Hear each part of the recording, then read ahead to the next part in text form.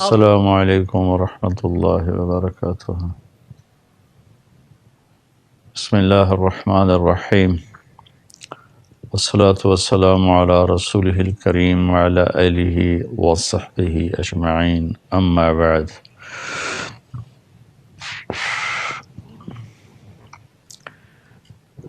اہل بیت کا ذکر، ان کی قربانیاں، امام حسین علیہ السلام کا ذکر، قربانیاں صرف محرم کے ساتھ جوڑنا یہ اہل بیت پر بھی زیادتی ہے، اور امام علی مقام امام حسین پر بھی زیادتی ہے۔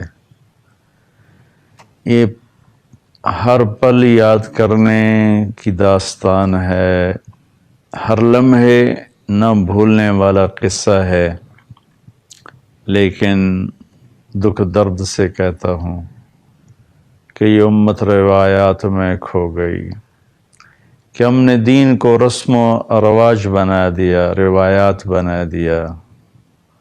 محرم آتا ہے، 10 دن کے لیے سب اشکبار ہوتے ہیں، اور ہر ایک کے سوگ منانے کے اپنے اپنے انداز ہیں۔ 10 دن کے بعد یوں ہوتا ہے جیسے کوئی حسین تھا ہی نہیں، کوئی مظلومین کا قافلہ تھا ہی نہیں۔ ظالم ظالم ہے، جھوٹا جھوٹا ہے، زانی زانی ہے، شرابی شرابی ہے، چور چور ہے، ڈاکو ڈاکو ہے، رشوت دینے والا اسی ڈگر پہ چل رہا ہے، کوئی تبدیلی نہیں۔ جنت اگر اتنی سستی ہوتی کہ صرف رونے سے مل جاتی تو اہل بیت کو ذبح ہونے کی کیا ضرورت تھی۔ ایسے ہی ربیع الاول آتا ہے تو 12 دن کے لیے جشن منانے کے پوری دنیا میں پھروں، ہر جگہ میلاد کو منایا جاتا ہے۔ اپنے اپنے انداز ہیں سارے ملکوں کے، ہر جگہ۔ لیکن کیا میرا نبی صرف 12 دن یاد کرنے کے لیے ہیں؟ کیا آپ کی سیرت، آپ کی ذات، آپ کی ہستی، اہل بیت تو میرے نبی کے طفیل ہیں۔ میرے نبی نہ ہوتے تو اہل بیت بھی نہ ہوتے، نہ حسین ہوتے، نہ حسن ہوتے، نہ علی ہوتے۔ یہ جو کچھ ہے یہ تو محمد مصطفیٰ صلی اللہ علیہ وسلم کے طفیل ہیں۔ اور اتنی بڑی ہستی جن پر اللہ خود درود پڑھتا ہو، ان اللہ و ملائکتہ یصلون علی النبی، تو صرف 12 دن کے لیے جلسے بھی ہیں، جلوس بھی ہیں، نعت خوانی بھی ہے، اور اس کے بعد ایسے بھلا دیا جاتا ہے جیسے ہمارا نہ کوئی راہبر ہے، نہ ہمارا کوئی رسول ہے، نہ ہمارا کوئی ہادی ہے، نہ ہمیں کوئی بتا کر گیا ہے۔ آپ بازار میں جا کے دیکھیں، یہ بازار میرے نبی کی بتائے ہوئے ترتیب پر ہیں یا جھوٹ پر ہیں، بددیانتی پر ہیں، کھوٹ پر ہیں؟ ہمارے دفتر اللہ کے نبی کی بتائی ہوئی سیرت پر ہیں یا ظلم و ستم پر ہیں، درندگی پر ہیں، بربریت پر ہیں؟ ہماری معاشرتی زندگی کیا میرے نبی کی سیرت کا نمونہ ہے یا ظلم و ستم کی عجب درد بھری داستان ہے؟ پاکستان میں جو روزانہ لاشیں گر رہی ہیں، یہ ہندو تو نہیں مار رہے، سکھ تو آ کے نہیں مار رہے، عیسائی یہودی تو نہیں مار رہے، اپنے ہی اپنوں کو قتل کیے جا رہے ہیں، کیے جا رہے ہیں، کیے جا رہے ہیں۔ اس قدر ظلم، اس قدر بے حسی۔ میرے نبی نے آخری جملہ فرمایا تھا، لا ترجعوا بعدی کفارا یضرب بعضکم رقاب بعض۔ آخری حج، آخری تقریر، میرے بعد ایک دوسرے کی گردنیں کاٹتے کاٹتے کفر تک نہ چلے جانا۔ لا تسودوا وجہی یوم القیامہ، قیامت کے دن مجھے میرے اللہ کے سامنے شرمندہ نہ کرنا۔ کراچی سے پشاور تک کیا ہو رہا ہے۔ رونے کے سوا میں کیا کر سکتا ہوں؟ یہ میری آواز کہاں تک پہنچے گی؟ کون سنے گا؟ اور اس کی کیا ضمانت ہے کہ سننے کے بعد کوئی کان بھی دھرے گا، کوئی زندگی بدلنے کا ارادہ بھی کرے گا؟ ایک دکھ بھری فریاد ضرور ہے، ایک درد بھرا نوحہ ہے، جہاں تک پہنچ جائے جو سن لے، آگے دلوں تک پہنچانے والا تو میرا اللہ ہی ہے۔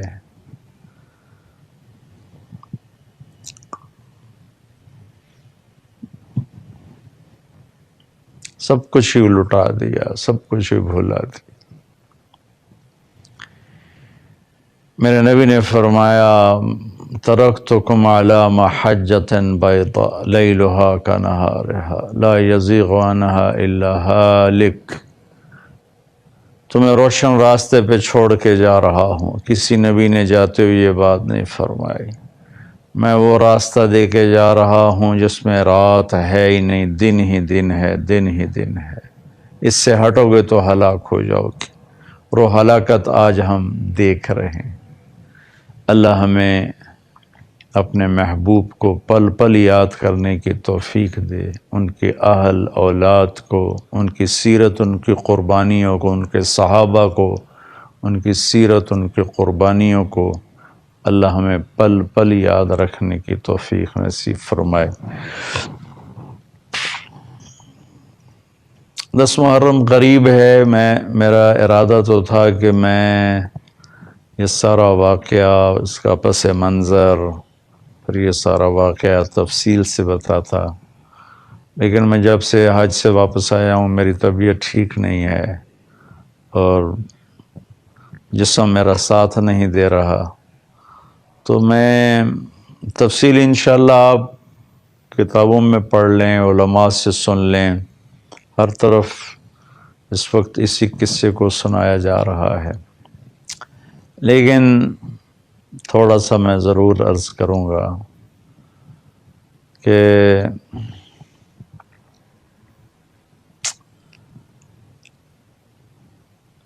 جمعہ کی رات، جمعرات کو جنگ چھیڑنے کا ارادہ کر لیا تھا کوفے والوں نے، یعنی جمعرات کو 9 تاریخ کو، تو حضرت حسین رضی اللہ تعالیٰ عنہ نے پیغام بھیجا کہ ہمیں ایک رات سوچنے کی مہلت دو۔ تو وہ سارے کوفے والے بڑے خوش ہو گئے کہ شاید یہ ہماری بات ماننے لگے ہیں، تو انہیں بڑی خوشی سے مہلت دے دی۔ تو پھر آپ نے اپنے ساتھیوں کو جمع کر کے فرمایا کہ میں نے مہلت اس لیے مانگی ہے کہ آج جمعہ کی رات ہے اور اللہ تعالیٰ سے ملاقات قریب ہے، تو ہم سب خوب اللہ سے مانگ لیں اور اللہ کے سامنے اپنے گناہوں کی معافی مانگ لیں، آنسو بہا لیں، اور باقی جو مجھے چھوڑ کے جو جانا چاہتے ہیں میں ان کو اجازت بھی دیتا ہوں، چونکہ انہیں صرف میں مطلوب ہوں، لہٰذا مجھے چھوڑ کر آپ میں جو جانا چاہتا ہے میری طرف سے اسے پوری طرح اجازت ہے۔ کسی نے بھی ساتھ نہیں چھوڑا ہے۔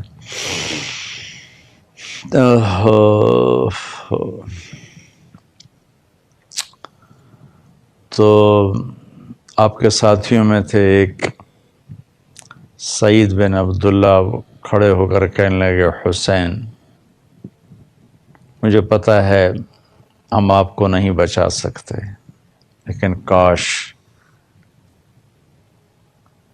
جتنے میرے جسم پہ بال ہیں اتنی میری جانیں ہوتی اور تیری جان بچانے کے لیے میں ان پہ قربان کر دیتا تو میرے لیے بڑے فخر اور خوشی کی بات تھی۔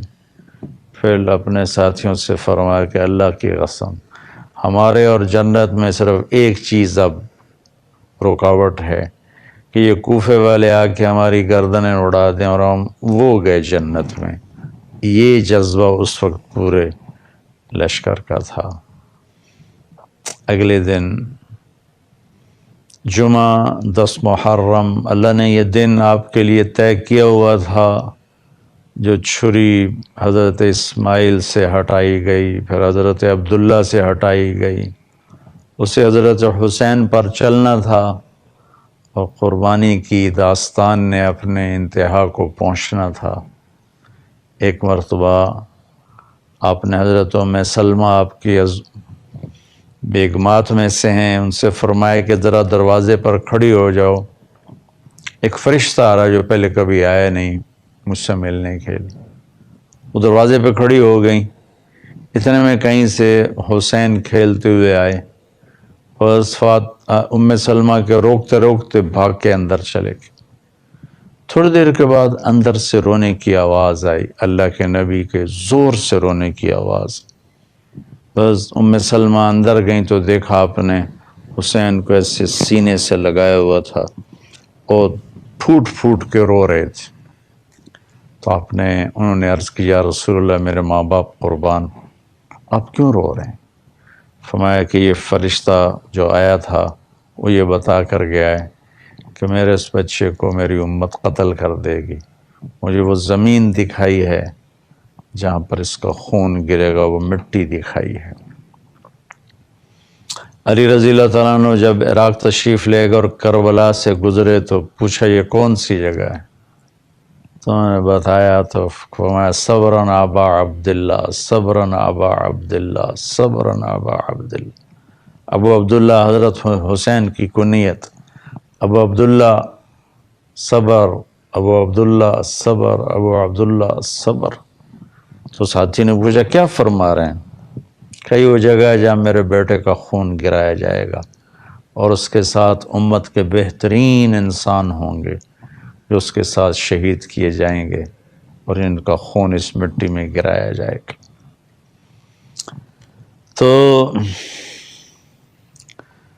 آپ نے حجت پوری کرنے کے لیے دوبارہ ان سے ارشاد فرمایا کہ دیکھو، میرا مقصد تم سے لڑنا نہیں ہے، اور میں اس کائنات میں اس وقت مجھ سے افضل کوئی انسان نہیں کہ میں تمہارے نبی کا نواسا ہوں۔ اگر تمہاری تلواریں مجھ پر چل گئیں تو ہمیشہ کے لیے تمہارے لیے لعنت لکھ دی جائے گی، ہلاکت لکھ دی جائے گی، میرے قتل سے باز رہو۔ ان کے بدبختی چھائی ہوئی تھی، دلوں پہ مہریں لگی ہوئی تھی، لیکن ایک شاہ سوار کا نصیب جاگا، حر بن یزید رحمۃ اللہ علیہ۔ انہیں اپنے گھوڑے کو ایڑ لگائی اور بھاگ کے آ کے اس خوشبخت قافلے میں شریک ہو گئے۔ اس میں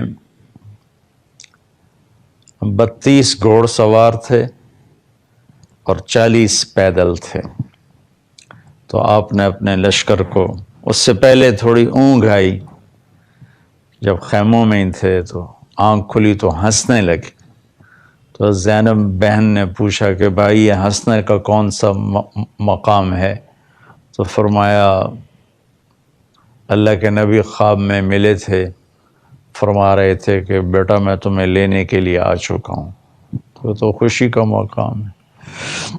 تو آپ نے اپنے لشکر کو ترتیب دیا، سیدھے ہاتھ میں آپ نے زہیر بن قین رضی اللہ تعالیٰ عنہ کو جھنڈا پکڑایا، اور الٹے ہاتھ پہ حبیب بن مظاہر، درمیان میں اپنے بھائی عباس کو، جو عباس مشہور ہیں جھنڈا بردار، وہ آپ کے بھائی ہیں علی کی دوسری بیگمات میں سے، اور خود آپ سینٹر میں تھے۔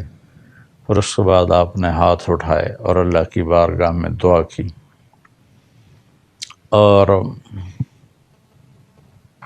پھر تاریخ نے، زمین نے، آسمان نے، سورج نے، ہواؤں نے، فضاؤں نے، پتھروں نے، پہاڑوں نے، کربلا کی مٹی نے، ریت کے ذروں نے، اس کائنات نے وہ منظر دیکھا شاید نہ پہلے کبھی دیکھا گیا، نہ بعد میں دیکھا جائے گا۔ اور انسانیت ان 72 نفوس پر جتنا فخر کرے اتنا کم ہے، اور ان سامنے والوں پر جتنی لعنت برسائے اتنی کم ہے۔ عشق و محبت کے دعوے دنیا کرتی چلی آئی، کسی نے اس دعوے کو پال کے دکھایا، اور کوئی ان کو دیکھنا چاہتا ہے تو کربلا کی تاریخ پڑھ لے۔ من المؤمنین رجال صدقوا ما عاہدوا اللہ علیہ فمنہم من قضى نحبہ ومنہم من ينتظر وما بدلوا تبدیلا۔ یہ آیت ایسی ہی لوگوں کے بارے میں اتری تھی کہ میرے کچھ بندے ایسے ہیں ایمان والے جنہوں نے میرے ساتھ کیے وعدے سچ کر دکھائے اور اپنے اللہ پر قربان ہو کے چلے گئے، کوئی چیز رکاوٹ نہ بنی، پہاڑوں سے ٹکرا گئے، آندھیوں کے سامنے ڈٹ گئے، طوفانوں کے منہ پھیر دیے، لیکن نہ بکے نہ جھکے نہ دبے، گردنیں کٹا دیں، سردار چڑھ گئے، از لذت دیدارش خسرو چتواں گفتن سردادن و جاندادن نادیدہ رخ یار۔ امیر خسرو فرماتے ہیں کہ میرے رب ابھی تو تمہیں دیکھا نہیں اور تیرے عشق میں گردنیں کٹا دیں، نیزوں پہ چڑھ گئے، سولیوں پہ چڑھ گئے، جس دن تمہیں دیکھیں گے اس دن تیرے عاشقوں کا کیا حال ہوگا۔ تو پہلے فردن جنگ شروع ہوئی تو جو بھی کوفے والا آتا وہ قتل ہو جاتا، جو بھی آتا وہ قتل ہو جاتا۔ تو اس پر شمر نے کہا کہ اس طرح تو یہ ہم سب کو کھا جائیں گے، ان پر اکٹھے حملہ کرو۔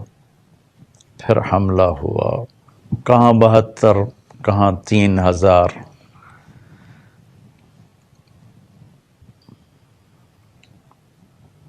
تو تھوڑی دیر میں سارے انہوں نے پہلے گھوڑ سواروں کو نشانہ بنایا اور تیر مار مار مار کے سب کے گھوڑوں کو ختم کر دیا، تو سارے پیدل ہو گئے۔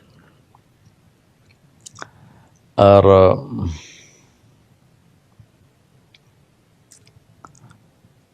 لڑتے لڑتے لڑتے لڑتے لڑتے لاشیں گر رہے تھے، ان کے 10 آدمی مرتے تو کوئی پتہ نہ چلتا، یہاں ایک شہید ہوتا تو خلا پیدا ہو جاتا تھا۔ ان میں سے ایک ایک کئیوں کے سر اڑا کے پھر گر رہا تھا، پھر مر رہا تھا۔ تو زہیر جو آپ کے رائٹ سائڈ تھے، نماز کا وقت داخل ہوا تو آپ نے زہیر سے فرمایا کہ ان سے کہو، شمر سے کہو تھوڑی دیر رک جائے، مجھے نماز پڑھنے دو۔ تو شمر نے کہا، انہوں نے آگے بڑھ کے کہا کہ تھوڑی دیر رکو، نماز پڑھنی ہے۔ تو شمر نے کہا ہم جنگ نہیں بند کریں گے۔ تو انہوں نے واپس آ کے عرض کی کہ وہ تیار نہیں ہے۔ تو آپ نے فرمایا پھر ٹھیک، آدھے نماز پڑھو آدھے جنگ کرو۔ میں ہر جگہ جب یہ واقعہ بیان کرتا ہوں یہ کہتا ہوں، اگر اس وقت یہ قافلہ نماز نہ بھی پڑھتا تو ان کی آخرت پہ کوئی حرف نہیں آنا تھا۔ ان کے استقبال کے لیے اللہ کے نبی تشریف لا چکے ہیں، جنت کے دروازے کھل چکے ہیں۔ لیکن اگر یہ نماز چھوڑتے تو امت کو پیغام ادھورا جاتا کہ ایسی مشکل میں شاید نماز معاف ہو جاتی ہے، چھوڑی جا سکتی ہے، لیکن یہ پیغام سنایا کہ اس حال میں بھی اللہ کو سجدہ کیا جاتا ہے۔ زیر خنجر بھی یہ پیغام سنایا ہم نے، یہ بات بتانا تھا کہ یہ وہ فرض ہے جو کسی حال میں معاف نہیں۔ میں بڑے درد سے کہتا ہوں، میرے پاکستان کے 18-19 کروڑ عوام میں صرف 10% نمازی رہ گئے ہیں، 90% نماز نہیں پڑھتے۔ جن کو جنت کی سرداری ملی اور اتنی بڑی شہادت ملی، انہوں نے نماز نہیں چھوڑی۔ ہم کس دعوے پہ نماز چھوڑتے ہیں، کس دعوے پر ہم اس سے غفلت کرتے ہیں؟ بھائی بہنوں، میری آواز سن رہے ہو تو اللہ کے واسطے سجدوں میں سر رکھنا سیکھ لو، اس کے بغیر کوئی راستہ کوئی نہیں۔ ذرا سی بھی گنجائش ہوتی تو یہ قافلہ آج نماز نہ پڑھتا، جان دے کے آگے جنت میں جاتا، لیکن آدھے الگ ہو گئے، انہوں نے نماز شروع کی، آدھے جنگ کرتے رہے۔ اور میرے خیال میں اس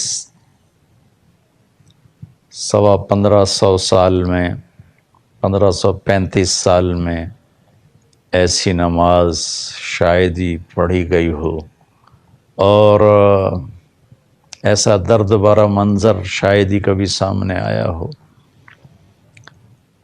آپ اپنے خون سے وضو کیے یا کربلا کی مٹی سے تیمم کیے، جب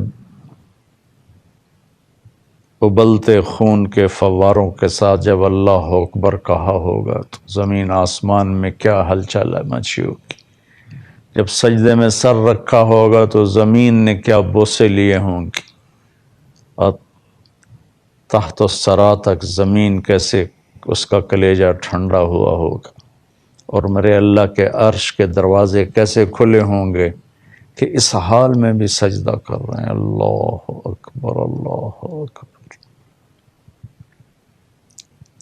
اب تو ویسے میری طبیعت ٹھیک نہیں، میں واقعہ بیان نہیں کر سکتا، لیکن میں نے جب کبھی بھی واقعہ بیان کیا میں پورا نہیں کر سکا، مجھے بیچ میں چھوڑنا پڑا۔ دل اس طرح پھٹتا ہے کہ میں اس کو پورا بیان کر ہی نہیں سکتا۔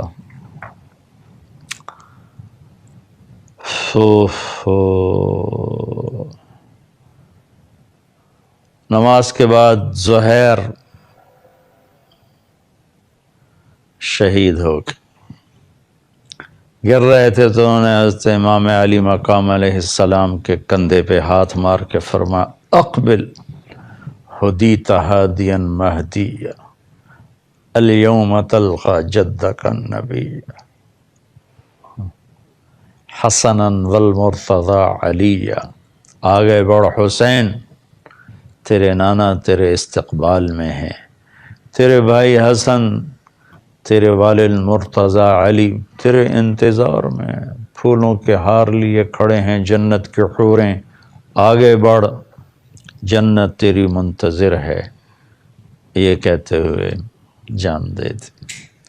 اس طرح ساتھی کٹتے گئے، کٹتے گئے، کٹتے گئے، کٹتے گئے۔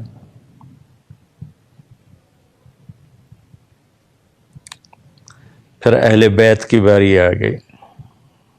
پہلے تو جان نثار قربان ہو رہے تھے، آپ کے بھائیوں میں عباس، محمد، عثمان، ابو بکر، جعفر، حسین، 5 آپ کے علاوہ 6 حضرت علی کے اولاد، 1 حضرت فاطمہ کے جگر کے ٹکڑے، میرے نبی کی آنکھوں کی ٹھنڈک، میرے نبی کے پھول جنہیں مسل دیا گیا، اور 5 بھائی ساتھ اور باری باری باری باری باری شہید ہوتے گئے۔ آپ کے بچوں میں علی الاکبر، علی الاصغر شہید ہو گئے۔ علی الاکبر، علی الاصغر تو زین العابدین ہیں، علی الاصغر، علی الاکبر عبداللہ، ابو بکر۔ پھر آپ کے بھتیجوں میں قاسم، عبداللہ، ابو بکر۔ پھر حضرت عبداللہ بن جعفر کی اولاد میں سے اون اور محمد، مسلم بن عقیل کی اولاد میں سے جعفر، عبد الرحمن، عبداللہ۔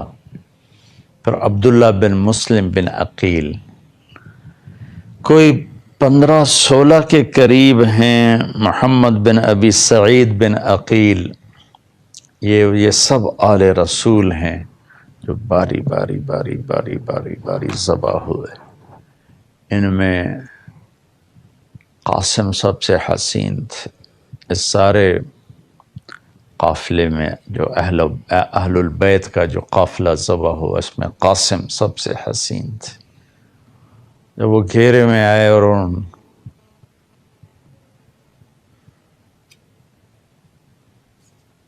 پر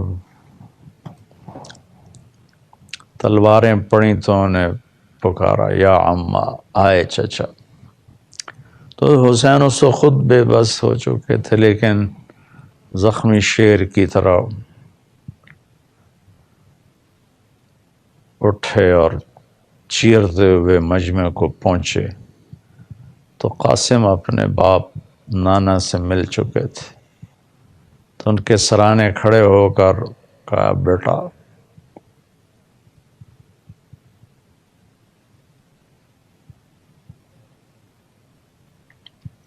آج تیرا چاچا بڑا بے بس ہے. ہائے ہائے، وہ کیا دن ہوگا جب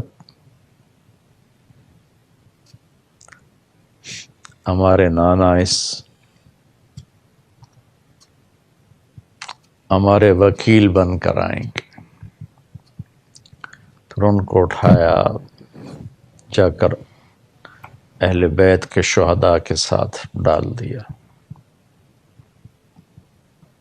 آزمائش کی گھڑیاں بھی کچھ باقی تھیں. چھوٹے سے بچے تھے عبداللہ 2 سال کے، حسین کے آخری.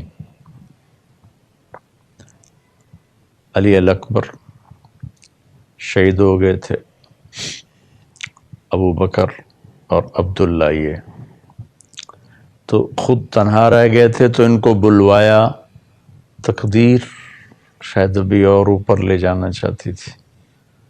ان کو خیال تھا کہ اس معصوم بچے کو کوئی کیا کہے گا، تو ان کو بلا کر جیسے آخری الوداعی سلام محبت، تو ان کو پیار کر کے اپنے گود میں بٹھایا ہی تھا کہ کوفے کے لشکر میں ایک سپاہی ابن الموقد اس کا نام تھا، اس نے جوڑ کے تیر جو مارا تو خطا ہونے کی بجائے وہ عبداللہ کی کیلے میں آ کے ایسے سیدھا پار ہو گیا. بچے کی آہ بھی نہ نکلی اور گردن ایسے ڈھلک گئی. اس وقت اپنے عبداللہ کا خون اپنے دونوں ہاتھوں میں لے لیا، ایسے کر کے لے لیا، ایسے دونوں لپ بھر گئے تو اس کو یوں آسمان کی طرف کیا ایسے. اللہ اللہ اگر تو راضی ہے تو کوئی گلا نہیں، ان سے بدلے لے لینا. اور ان کو بھی وہیں ڈال دیا.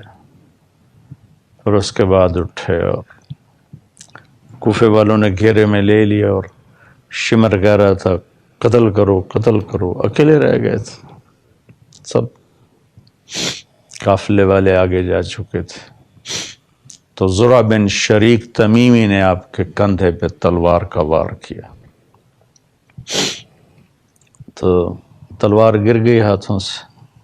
سنان بن انس نے سیدھا سینے پہ وار کیا نیزے کا، جس سے پیچھے گرا. تو پھر اس نے یزید بن خولا سے کہا کہ سر کاٹو، وہ پیچھے ہٹ گیا. تو وہ خبیث خود آگے بڑھا، سنان بن انس، اور اس نے آپ کا سر کاٹا اور نیزے پہ چڑھا دیا. تو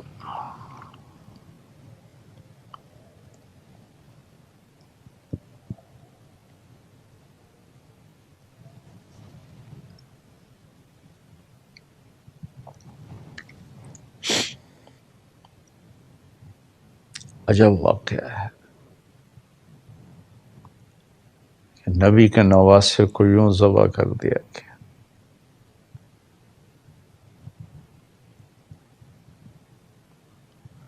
پھر خواتین کو پکڑا گیا، بچوں کو پکڑا گیا.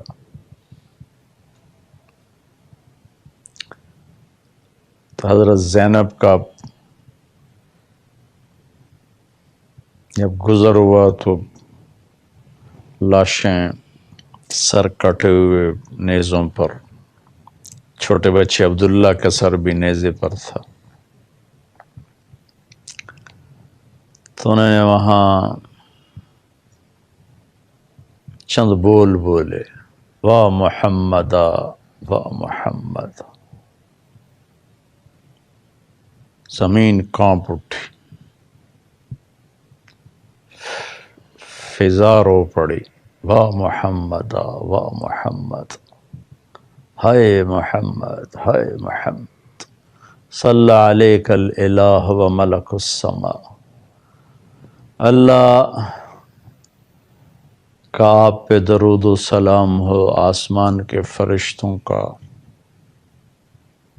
آپ پہ درود و سلام ہو. هذا حسین بالعراء مزمل الدماء مقطع الاعضاء. وا محمد وا محمد، بناتک صبایا وذریتک مقتلہ تصفی علیہا الصبا. یہ آپ کا حسین ہے، آج بڑا سرخ جوڑا پہنا ہوا ہے، اپنے خون کے تانے بانے کا ہی جوڑا پہنا ہوا ہے، اپنی بوٹیوں کا ہار بنایا ہوا ہے، آج اس کی بارات ہے.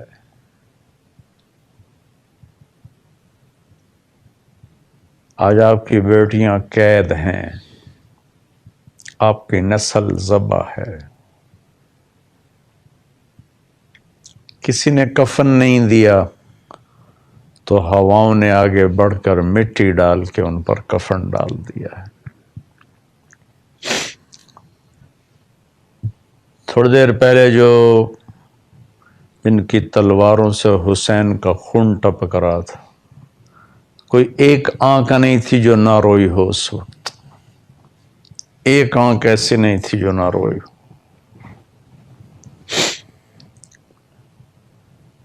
پھر یہ سارا قافلہ پیش کیا گیا.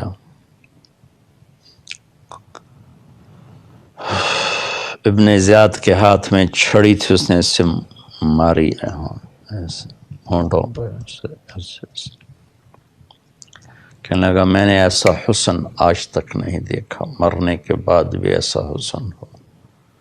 بس انس رضی اللہ تعالیٰ عنہ کھڑے ہو کر فرمانے لگے ظالم یہ چھڑی یہاں سے ہٹا، میں نے ان ہونٹوں پہ نبی کے ہونٹوں کو لگتے دیکھا ہوا ہے.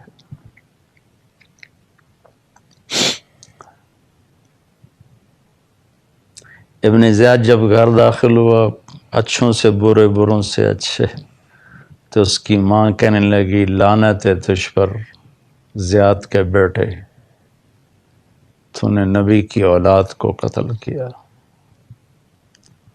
جا دور ہو جا میری نظروں سے، کبھی تو جنت کی ہوا بھی نہ لے. ہمیشہ کے لیے اپنے بیٹے سے اس نے آنکھیں پھیر لی. پھر یہ سر یزید کے دربار میں بھی پیش کیا کہ عاشق کا جنازہ ہے، ذرا دھوم سے نکلے، محبوب کی گلیوں سے ذرا گھوم کے نکلے. یزید نے بھی منہ پہ چھڑیاں ماری، کو بکواس کی. تو زید بن ارقم رضی اللہ تعالیٰ عنہ کھڑے ہوئے، کہا کہ ایسا نہ کر، میں نے ان ہونٹوں پہ نبی کے ہونٹوں کو لگتے دیکھا ہوا ہے. واقعہ تو آپ پڑھ لیں گے، مجھ سے تو سنایا نہیں جا رہا. ہاں میں تھوڑا سا ایک اضافہ بتاؤں گا.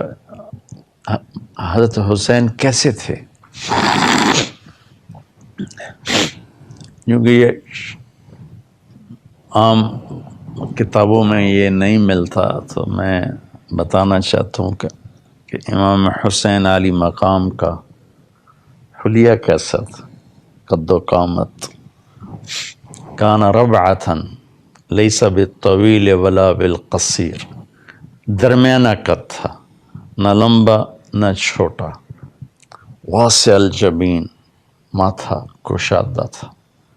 کث اللحیہ، داڑھی مبارک گھنی تھی، واسع الصدر سینہ چوڑا تھا، عظیم المنکبین کندھے بڑے مضبوط اور بڑے تھے، ضخم العظام ہڈیاں چوڑی تھیں، رحب الراحہ ہتھیلی، ضخم الکفین والقدمین اور ہتھیلیاں بڑی مضبوط اور پاؤں بڑے مضبوط تھے، اور رنگ بڑا خوبصورت تھا، سرخ اور سفید رنگ تھا، ابیض مشرب بحمرہ، سفید رنگ اور اس میں سرخی شامل تھی، متماسک البدن مضبوط جسم تھا، رجل الشعر، اب اللہ کے نبی کی طرح بال آپ کے گھنگریالے تھے، حسن الصوت، آواز بڑی سریلی تھی، فی صوتہ حنۃ وغنۃ، آواز میں ایک نغمہ تھا، جب آپ بولتے بھی تھے تو لگتا تھا جیسے کوئی بہت سریلا آدمی کسی سر میں بول رہا ہو۔ اللہ نے آپ کو آواز بہت خوبصورت عطا فرمائی تھی، اور آپ داڑھی کو خضاب لگاتے تھے، مہندی اور اس میں وسمہ ڈالتے تھے جو اس کو تھوڑا کالا کر دیتا تھا۔ یہ میرے اور آپ کے امت کے رہبر امام حسین علی مقام کا حلیہ مبارک تھا۔ دونوں بھائی حسن اللہ کے نبی کے مشابہ تھے چہرے سے کمر تک، اور حسین چہرے سے کمر تک اپنے باپ کے مشابہ تھے۔ حسن نیچے کمر سے پاؤں تک اللہ کے نبی کے مشابہ تھے، اور حسین کمر سے پاؤں تک حسن کمر سے پاؤں تک حضرت علی کے مشابہ تھے، اور حسین کمر سے پاؤں تک اللہ کے نبی کے مشابہ تھے، لیکن دونوں اللہ کے نبی کی آنکھوں کی ٹھنڈک تھے۔ ایک کو زہر میں ہائے ہائے فرمایا، جب آخری دفعہ زہر دیا گیا کہ میرے بھائی حسین مجھے بہت دفعہ زہر دیا گیا ہے، اس دفعہ جو زہر دیا ہے اس سے میرا کلیجہ کاٹ دیا ہے۔ تو اس میں تڑپ تڑپ کے چلے گئے، ایک کا سر نیزے پہ چڑھا دیا، وہاں چلے گئے۔ تو میرے بھائی بہنوں، میری تمنا تو تھی کہ میں اس کو آپ کو تفصیل سے سناتا، لیکن میں نے کبھی کبھی تیاری کر کے بھی سنانا چاہا تو میں نہیں سنا سکا ہوں، بیچ میں ہی چھوڑنا پڑا۔ اب تو ایسی میری طبیعت خراب ہے، کتابوں میں پڑھ لیں، اسے یاد رکھنے کے لیے پڑھیں، اور اس کا سبق یہ ہے کہ اللہ کو راضی کرنے کے لیے جو قیمت دینی پڑے دے تو۔ حضرت علی رضی اللہ تعالیٰ عنہ نے وصیت نامہ لکھایا تھا، اس وصیت نامے کے ابتدائی چند بول پڑھ کے سناتا ہوں، اور ایک جملے کی وجہ سے مجھے یاد آیا کہ اللہ کو راضی کرنے کے لیے جو بھی قیمت دینی پڑے۔ اپنے بچوں کا نام یہ وصیت تھی، احی قلبک بالموعظہ، دل کو زندہ رکھنا قرآن سے، ونورہ بالحکمہ، اسے نورانی بنانا نبی کے کلام سے، وقویہ بالزہد، اسے مضبوط بنانا دنیا کی بے رغبتی سے،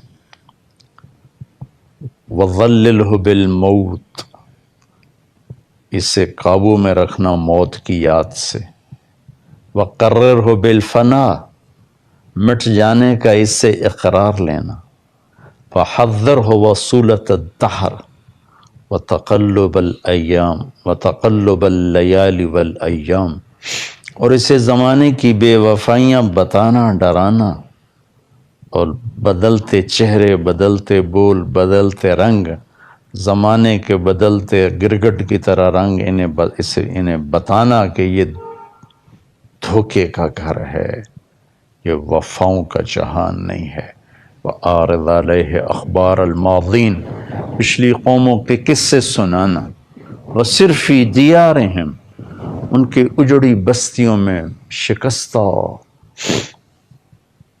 کھنڈر حویلیوں میں جانا کہ ویران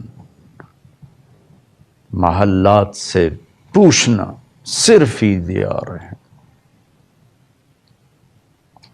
وانظر این حلوا، پھر ان میں غور کرنا کہ یہاں ہٹو بچو کے شور تھے، کہاں چلے گئے؟ فإنک تری قد انتقلوا من دار الغرور ونزلوا فی دار الغربہ، تم دیکھو گے بچوں کہ وہ دھوکے کا گھر چھوڑ کر وحشت کے گھر میں، تنہائی کے گھر میں، کیڑوں کے گھر میں جا کے سو گئے۔ فإنک صرت کأحدہم، ایک دن تم بھی اسی قبر میں جاؤ گے۔ لہٰذا یہ جملہ فلا تبع آخرتک بدنیاک بل بع دنیاک بآخرتک، میرے بچے، میرے بیٹے، دنیا اور آخرت میں مقابلہ ہو جائے، دنیا نہ بچانا، آخرت بچا لینا، دنیا چھوڑ دینا۔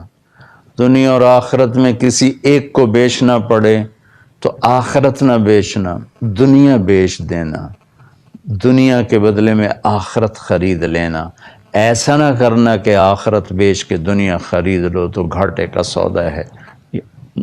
وصیت آگے بھی چلتی ہے، ابتدا بڑی خوبصورت ہے اس کے جملے، اور نبیوں کے بعد سب سے فصیح انسان ہے حضرت علی، تو ان کے یہ چند جملے میں نے آپ کو عرض کیے ہیں۔ اس میں یہ ایک جملہ ہے کہ آخرت بچاتے ہوئے دنیا بیچنی پڑے بیچ دینا۔ یہی کچھ انہوں نے کر کے دکھایا کہ اپنی آخرت کو بچاتے ہوئے اپنی دنیا کو بیچ دیا، جان کے سودے کر دی، اولاد کے سودے کر دی۔ بچوں کے لاشیں گرتے دیکھنا آسان کام ہے، بچہ بیمار ہو تو نہیں دیکھا جاتا، اچھی جا کے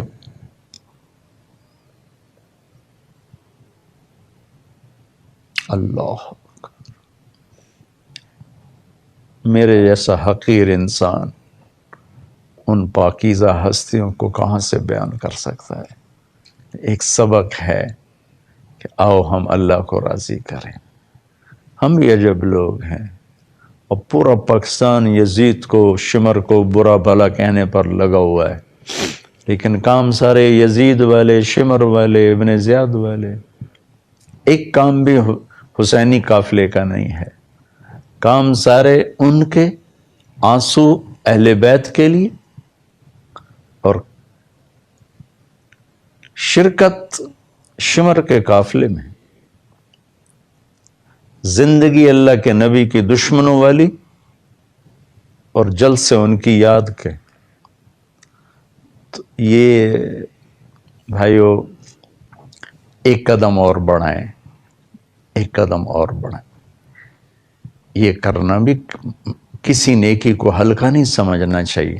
اگر کوئی اللہ کے نبی کی یاد میں بیٹھ کے کوئی محفل کر رہا ہے تو ان کو اجر مل رہا ہے اللہ کے فضل سے۔ کوئی اہل بیت کے غم میں بیٹھ کے کوئی آنسو بہا رہا ہے، انہیں اجر مل رہا ہے۔ لیکن کیا اتنا ہی کافی ہے؟ اس سے تھوڑا سا اور آگے چلیں کہ ہم اپنی زندگی بدلیں۔ یہ پیغام ہے کہ ظلم کے ساتھی نہ بنو۔ اگر حضرت امام علی مقام یزید کی بیعت کر بھی لیتے تو ان کی آخرت کو کیا نقصان تھا؟ کوئی نقصان نہیں تھا، جب پہلے ہی فیصلہ ہو چکا تھا جنت کے سردار ہیں۔ نقصان ہونا تھا پیغام پہنچانے میں، کہ پھر یہ پیغام جاتا کہ سودا کیا جا سکتا ہے، ایمان کے سودے ہو سکتے ہیں۔ وہ یہ بتانا چاہتے تھے کہ ایمان بکنے والی چیز نہیں ہے، اس کے لیے ہر چیز قربان کی جا سکتی۔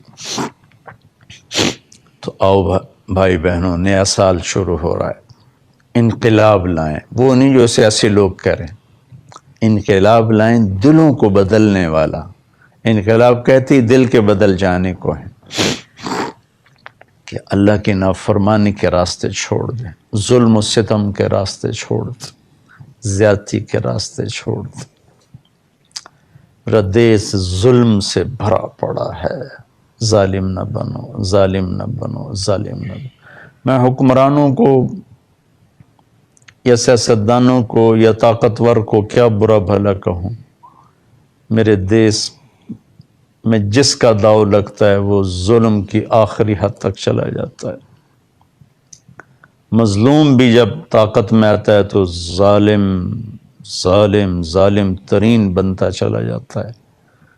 تو بھائیو، اہل بیت کی قربانیوں کے یاد میں ایک سبق سیکھیں کہ ہم ظالم نہ بنیں، ظالم کے ساتھی نہ بنیں، ظلم کے راستے پر نہ چلیں، مظلوم بن جاؤ،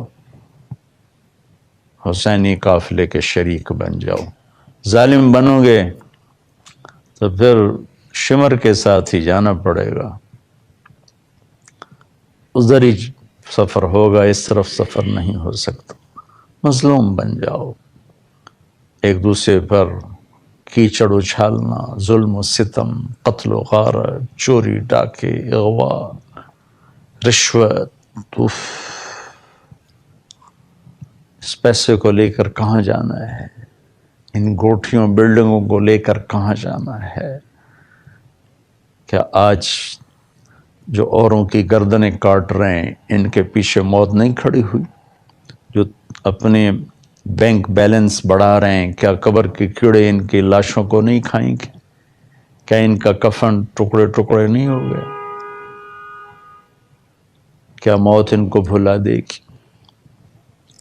تو آؤ بھائی، ہم اپنے سال کی ابتدا کریں اس مبارک سبق کے ساتھ کہ ہم ظالم نہیں بنیں گے۔ میں تو ہر دفعہ یہ کہتا ہوں، جھوٹ نہ بولو، ظلم نہ کرو، بددیانتی نہ کرو، فرائض ادا کرو، کبیرہ گناہوں سے بچو، محبت سے رہو، پیار سے رہو، نہ مذہب کے نام پہ قتل و غارت کے بازار گرم کرو۔ اللہ کی قسم اس کا فائدہ تمہیں کچھ بھی نہیں ہوگا۔ میری بات پہ یقینی تو اسپین کا ایک چکر لگا لو۔ میں جا کے میں وہاں آنسوں سے نہیں رویا، میں جو کہتے ہیں نا خون جگر اور دل کا رونا، یعنی میرے دل اور جگر سے آنسو نکلے وہاں۔ اس وجہ سے نہیں کہ یہاں زوال آ گیا، اس وجہ سے کہ جس وجہ سے وہ تباہ ہوئے تھے وہ سب کچھ پاکستان میں ہو رہا ہے اور کسی کو ہوش کوئی نہیں ہے۔ سب علماء کے سامنے ہاتھ جوڑتا ہوں، اپنے عقائد جو میں ہیں مضبوط رہو، نفرت کی آگ نہ بھڑکاؤ، محبت کا پیغام دو، محبت کا پیغام دو، محبت کا پیغام دو۔ سب کو گلے لگانا سیکھو، اختلاف رائے کو برداشت کرنا سیکھو۔ نوجوانوں سے کہتا ہوں، تعصب سے پاک ہو کے رہو، مسلم بن کے رہو، اپنے عقائد پر مضبوط رہو جو تمہارے ہیں، کسی کو اس طرح نیچی نظروں سے نہ گراؤ کہ دیکھو کیا ہو رہا ہے، کس طرح آگ بھڑک رہی ہے۔ سلام کرنا چھوڑ گئے، ایک دوسرے کو واجب القتل کہتے پھر رہے ہیں۔ رحم کرو، اللہ کے واسطے رحم کرو۔ بہت تاریکی کا دور ہے۔ بغداد زیر و زبر ہو گیا تھا جب وہاں حنبلی شافعی لڑائیاں تھیں، مالکی حنفی لڑائیاں تھیں، شیعہ سنی لڑائیاں تھیں، تو اللہ تعالیٰ نے ہلاکو کو بیچ کے شیعہ بھی مٹا دیے، سنی بھی مٹا دیے، حنفی، مالکی، حنبلی، شافعی سب مٹا دیے۔ 15 لاکھ آدمی تیغ کروا دی۔ اللہ کے واسطے ایک دوسرے کو برداشت کرو، سیاست کے نام پہ ظلم نہ کرو، مذہب کے نام پہ ظلم نہ کرو، قومیت کے نام پہ، تجارت کے نام پر کسی بھی شکل میں ظالم نہ بنو، مظلوم بن جاؤ۔ سینے سے لگانا سیکھو، دھکا دینا نہ سیکھو، پیار کرنا سیکھو، نفرت کرنا نہ سیکھو، قریب کرنا سیکھو، دور کرنا نہ سیکھو۔ تبلیغ کا کام ایک تحفہ ہے، اس میں ٹائم لگاؤ۔ تبلیغ نے سینے سے لگا کے لوگوں کو کہاں سے کہاں کے راستے دکھائے کہ آج اسٹیج پہ ناچنے والے راتوں کو مسلوں پر رونے والے بن گئے، جسم کو بیچنے والیاں راتوں کو اللہ کے سامنے رونے والیاں بن گئیں، ناچنے والیوں کے بچے حافظ قرآن بن گئے، ناچنے والے گانے والے ان کی اولادیں عالم بن گئیں، صرف سینے سے لگانے کا کام کیا۔ 6 بر اعظم میں اللہ نے تبلیغ کے کام کو پھیلا دیا۔ اللہ تعالیٰ نے کئی دفعہ مجھے جانے کا موقع دیا، میں اب سب بھائی بہنوں کی محنت کرتا ہوں، آئیں ہم مسلمان بن کے رہیں، امت بن کر رہیں، تبلیغ میں وقت لگائیں، آپ کو بہت فائدہ ہوگا، بہت فائدہ ہوگا۔ امت پنے کی بات تبلیغ کے سٹیج سے ہو رہی ہے، اور بہت خوبصورت بات ہو رہی ہے جس نے دلوں کو خرید لیا ہے، اور 6 بر اعظم کے کالے گوروں کو اپنا پیغام سنا کر اپنے سینے سے لگایا ہے، ان لوگوں کے لیے ہدایت کا نظام چل گیا ہے۔ میں نے کوئی بات ایسی کہہ دی ہو جو آپ میں سے کسی کے بھی دل کو بری لگی ہو تو مجھے انسان سمجھ کے، بشر سمجھ کے، خطاوار سمجھ کے اللہ کے واسطے معاف کر دیا جائے۔ میں سب سے ہاتھ جوڑ کے معافی مانگتا ہوں۔ اللہ تعالی ہم سب کے لیے یہ نیا سال مبارک کرے۔ السلام علیکم ورحمۃ اللہ۔